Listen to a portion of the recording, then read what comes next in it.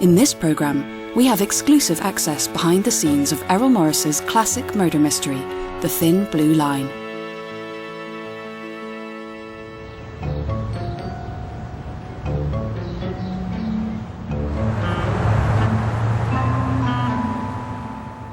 I've never been able to make a living as a documentarian. It's a terrible thing to say. It's a terrible admission. My movies have always been costly. They lose money. I hope distributors aren't listening. I had made 2 films. My first film, Gates of Heaven, in 1978, and then a film that followed in 1980, Vernon, Florida. And then I was out of work. I had all of these projects. I would submit proposals routinely, and they would be rejected. So how did I earn a living in the 80s? I worked as a private detective, because that was the only work I could get. No one would hire me to make movies. I was a Wall Street detective, working for these big white shoe law firms. Someone gave me money. I think it was a mistake. They weren't thinking clearly, to interview a Dallas psychiatrist who had fascinated me, a guy known as Dr. Death. In Dallas, in order to sentence someone to death, you bring in what's known as a hanging psychiatrist. They have to make a prediction. Will he do it again? So he would make these predictions, and on the basis of these predictions, juries would come back with, guess what? A death sentence. Dr. Grigson, who became kind of my friend, said, you gotta start interviewing people on death row. You gotta meet these people firsthand. And so he arranged, I call them prisoner auditions, a whole mess of people who had been sentenced to death because of this psychiatrist. My films never end up where they're supposed to end up.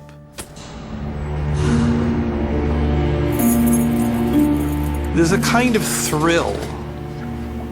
I can't really even describe it. When you just head out into the world, you don't know and can't know what you're going to find out. You're told prior to going to death row that you're going to hear it again and again and again and again and again. Those people who tell you, I shouldn't be here, I didn't do it, I'm innocent. And Randall Dale Adams, was one of these guys, the guy who says to me, I didn't do it. I didn't do it. He kept talking about the kid. The kid is the guy who did it. Did I believe him? No. But I started slowly at first and then obsessively working on this case.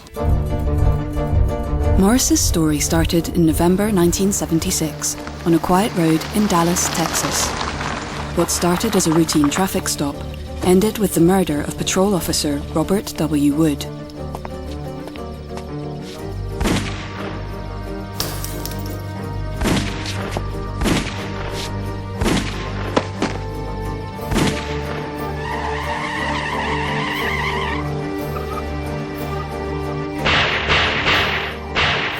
After weeks of fruitless investigation, the Dallas Police Department interviewed a 16-year-old, David Harris, who had bragged to friends about the murder. He swore up and down, I shot that son of a gun. And, everybody, now, sure you did, Dave, sure. I swear to God I killed that cop. He got to thinking, well, hey, I didn't do that, and I've been saying that I did, and I'm in over my head now, so I better tell him what really happened. So he said, hey, I'm just bragging about this. I didn't do it, but I was there, and I know who did do it. He tried to hide, no facts, and he just seemed like a friendly kid. Harris claimed the murder was committed by a drifter, Randall Dale Adams. He almost overacted his innocence. He protested that he hadn't done anything and couldn't imagine why we were bringing him in. He didn't remember anything about a shooting. He didn't remember anything about a police officer stopping him. Everything else he remembers vividly, and that's just a convenient memory lapse is all that is. With 3 eyewitnesses all pointing to Randall Adams, he was found guilty of murder and sentenced to death. It's like a bad dream. You want to wake up, but you can't do it. But the United States Supreme Court reduced his sentence to life imprisonment, so Randall Adams was still alive a decade later, when Errol Morris arrived for his prisoner auditions. I've always been an investigator for as long as I can remember. I'm an obsessive investigator, or maybe I'm just an obsessed person who investigates. Probably it's a better description. And I became obsessed. I became obsessed with the story. I spent 2 years investigating it. And as I investigated it, I accumulated piles of evidence, the kinds of research that you do in file rooms. We had this picture of detectives skulking about in the shadows. How can you possibly investigate a murder in broad daylight with a camera and a crew? It's not about stealth. It's not about confrontation. It's just about being there and listening and paying attention. The case against Randall Adams hinged on the testimony of 3 eyewitnesses. You have 3 people that testified and identified him positively as being the driver at the time that Woods was walking up right beside the car. So we know that he was the driver from the witnesses, and we also know that it was the driver that shot Officer Woods coming from his partner. I interviewed the 3 eyewitnesses who claimed to see Randall Adams driving the car when the policeman was shot.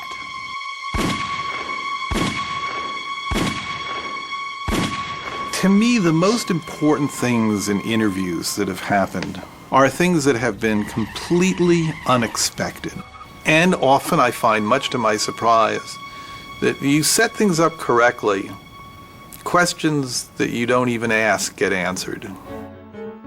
This platinum blonde eyewitness, Emily Miller, on the stand, that's the man, the defendant, that's the man who was driving the car, that's the man who shot the Dallas police officer, and he's convicted.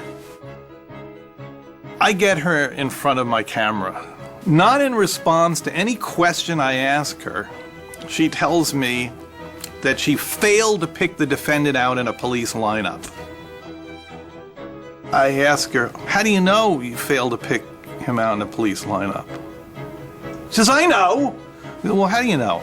She says, I know because the policeman sitting next to me told me I picked out the wrong man and then pointed out the right man so I wouldn't make that mistake again.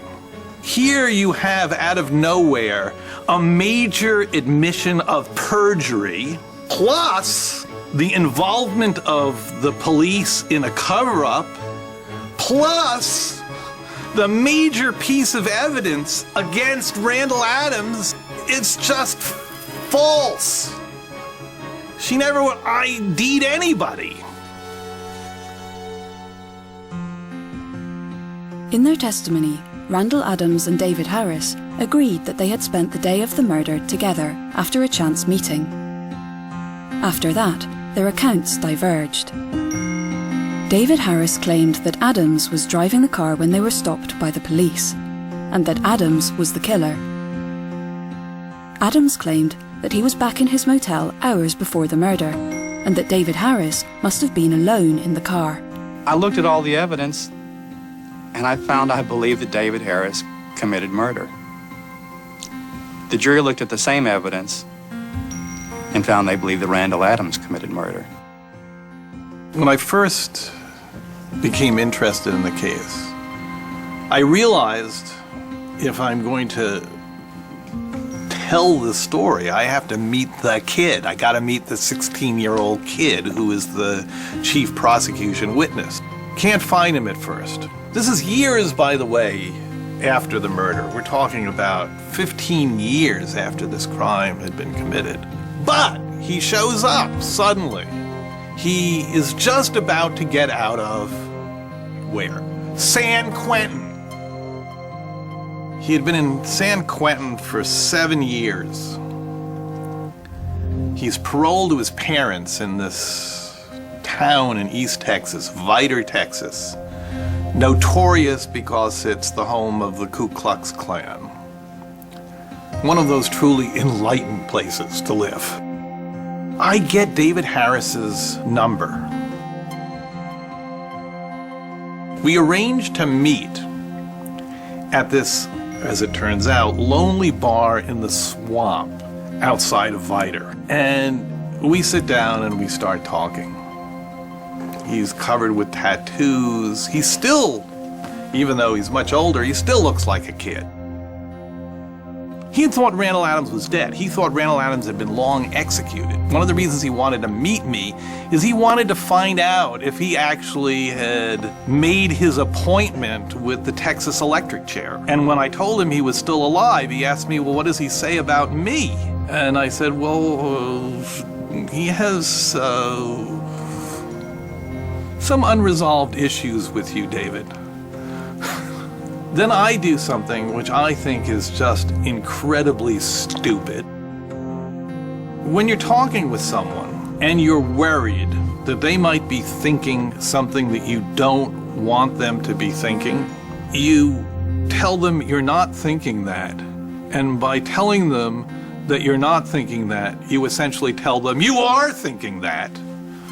So I say to David Harris, I said, you know, I'm really glad I had an opportunity to meet you because I can see you're not the kind of person who would have committed that murder.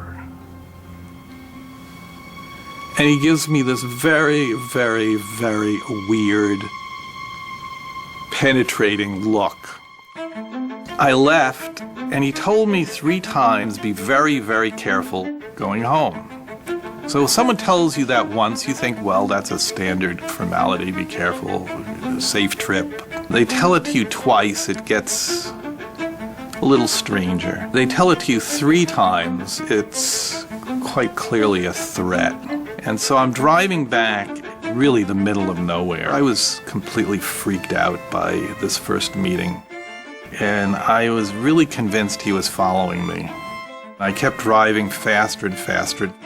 When I no longer saw any headlights, I stopped at this gas station and I called my wife in New York and I said, I just met David Harris. I think he's the real killer and I think he's following me. And my wife started screaming at me on the phone. What are you doing? But that was really the beginning. That was the beginning of this crazy, crazy story.